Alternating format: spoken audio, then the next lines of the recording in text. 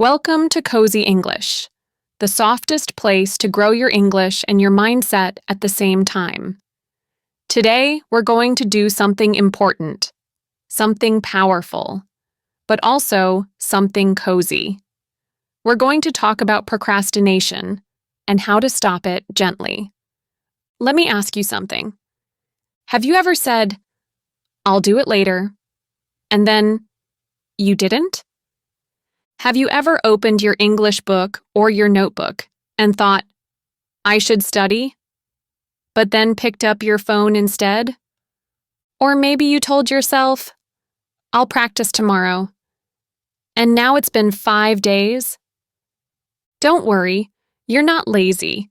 You're not bad at planning. You're just human. And procrastination happens to all of us, even me. But here's the secret. You don't have to fight it with force. You don't need to yell at yourself or feel guilty. You can stop procrastinating with kindness, with softness, with English. In today's video, I'll speak slowly and clearly so you can understand every word. You'll hear real English about real life. We'll talk about why we procrastinate, what it means, and how you can break the cycle. I'll give you cozy tips, phrases you can use, and most of all, a feeling of calm confidence. So grab a cup of tea or coffee, find your favorite blanket or notebook, and let's beat procrastination together. Not with pressure, but with presence. Because every time you press play, you've already won the first battle. You showed up, you said yes, and that's how we begin.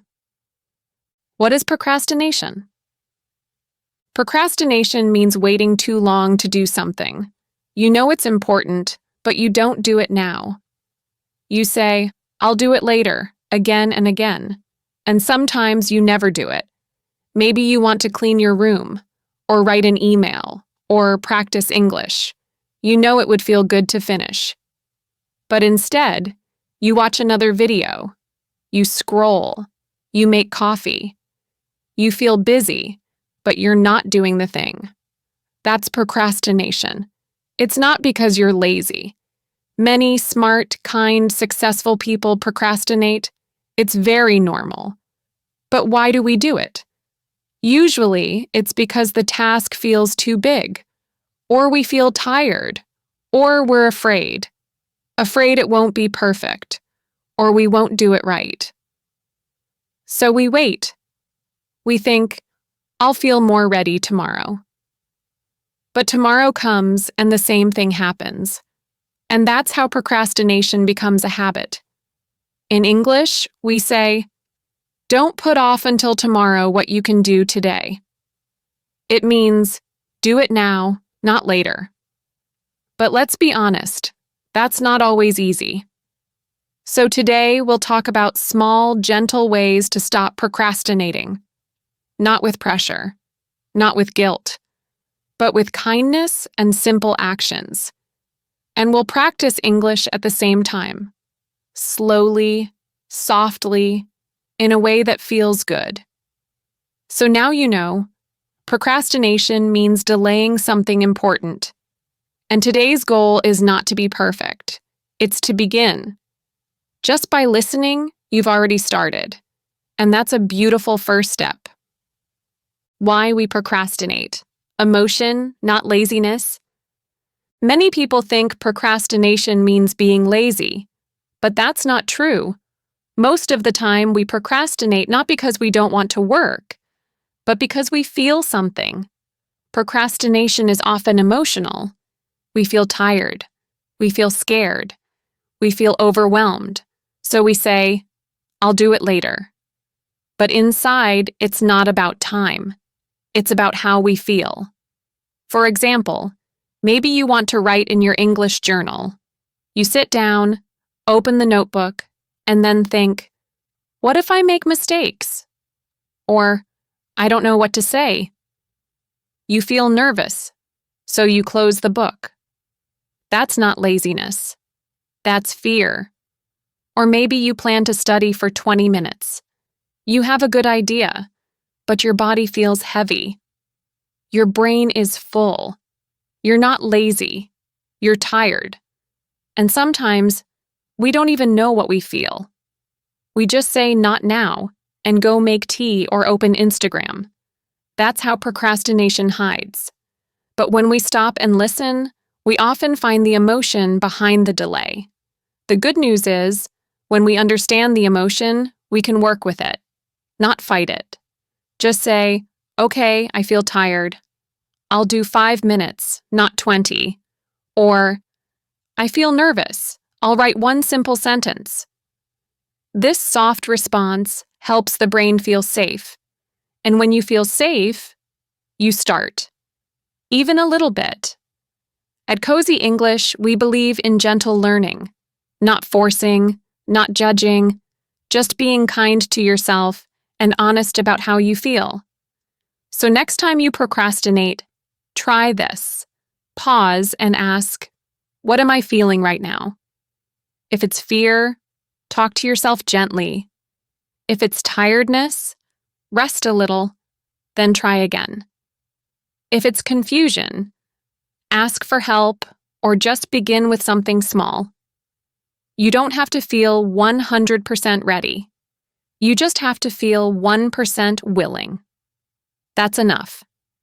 And every time you choose a soft, honest step forward, you teach your brain, I can begin, even when I don't feel perfect. That's how we beat procrastination, not with pressure, but with understanding. The first step, show up, even for 5 minutes. Sometimes, the hardest part is simply starting. You think about practicing English, but you don't feel ready. You don't have energy. You don't have time. So you wait, and wait. And then another day is gone. That's why the most powerful step is also the smallest.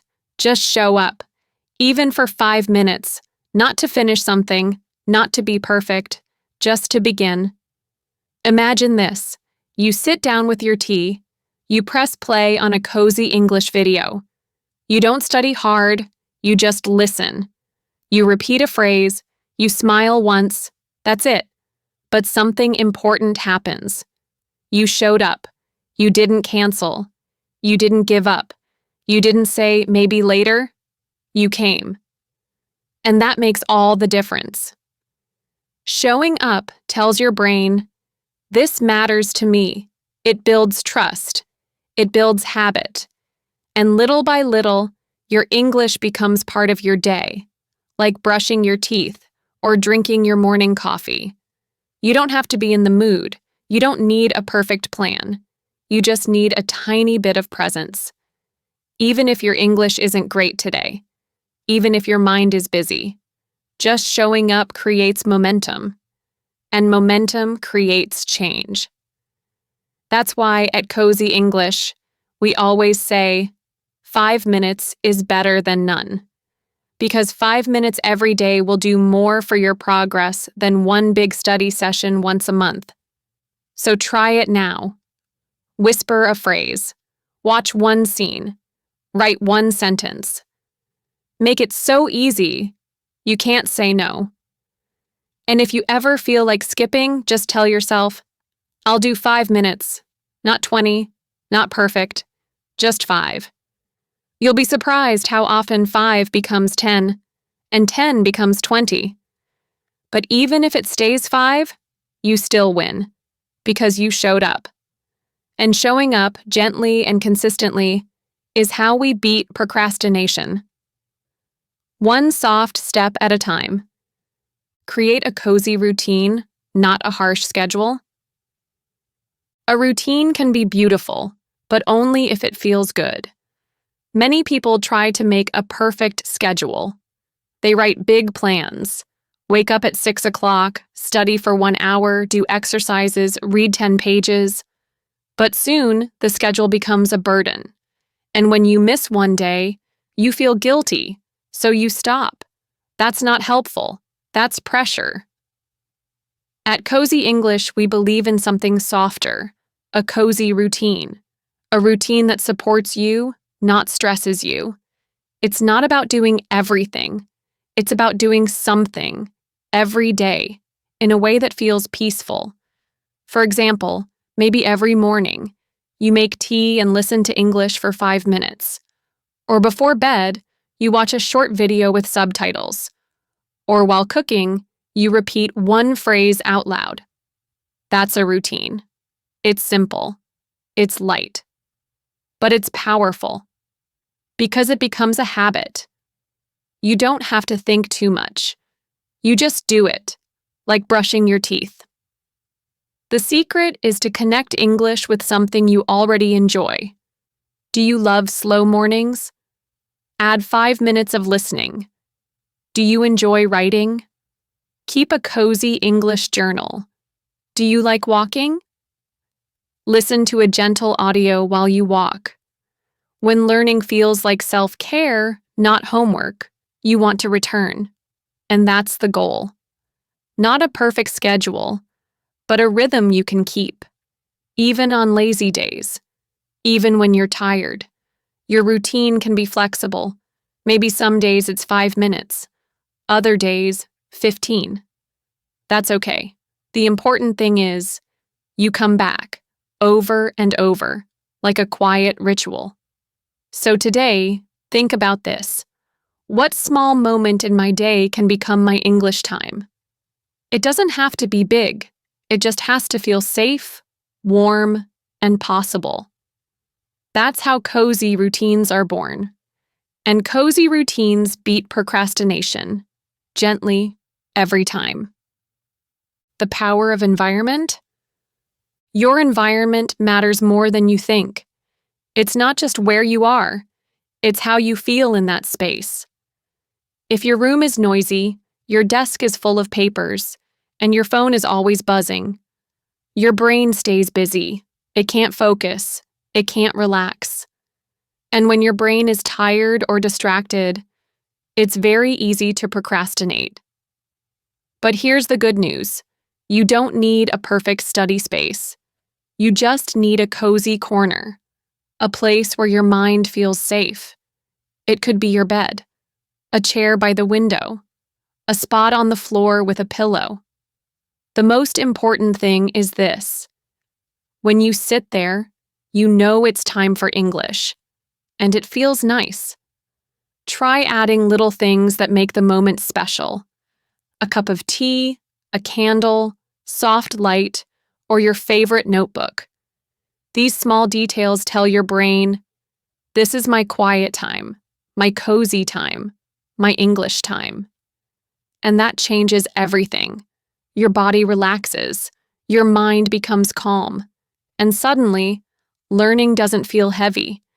It feels like self-care, like something kind, something soft. At Cozy English, we often say, make your space part of your routine. Because when your environment feels warm, you come back to it. You look forward to it. Even 5 minutes in a peaceful space is better than 1 hour in a stressful one. So today, ask yourself, where do I feel calm? Go there. Create your little corner. Let it be simple. Let it be yours. This small act can help you focus, enjoy the process, and stop procrastinating. Not because you must, but because you want to. That's the power of environment. It supports your learning gently, just like we do. Be kind to yourself on lazy days. Some days you wake up and feel motivated. You're ready to learn, to write, to repeat your phrases. But other days, you feel slow, heavy. You say, not today. I just can't. And that's okay.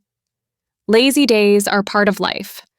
Everyone has them, even the most productive people.